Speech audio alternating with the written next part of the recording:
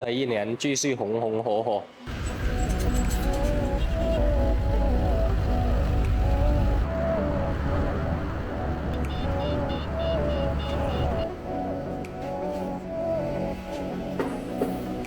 开年第一个车，小鹏的 G9 650性能版啊，这个去年春节前就把车拉到厂里面了，非常严重的一个事故，右边大梁直接都溃缩完了。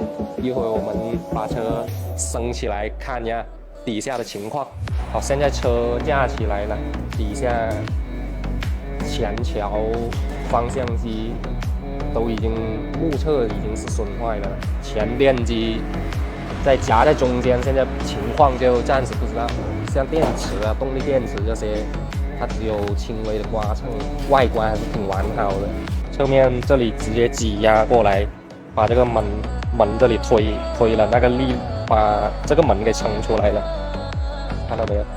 这里还有一个它的冲击力过大导致后门这里直接都往前拉了一下，然后这个是没有任何刮蹭的，只是冲击力太大了，把这里张开了。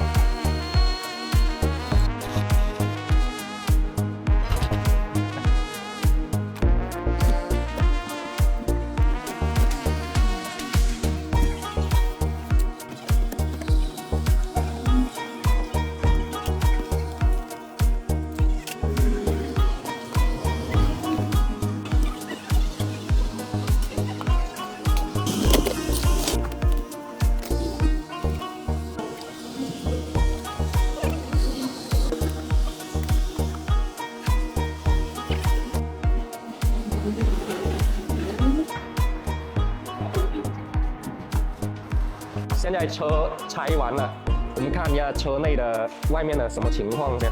这边左边这个大梁也有点变形了，这里都折掉了。我们看一下右边情况，像这些目测已经没有办法去修的了，都是采用更换的维修方式。看一下车内情况。好，来到车内像这个叫防火墙这些，前面碰撞的时候一拉扯，这里就溃缩了。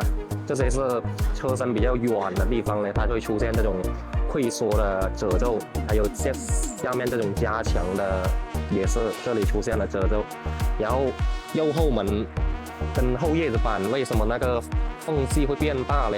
就是因为它碰撞的时候挤压了，然后车内就会出现这种拉扯，像这些目测是看不了它变形的，但是呢，从测量的数据方面呢，它就会出现误差。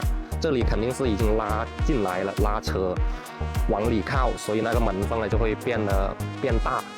这期视频就先分享。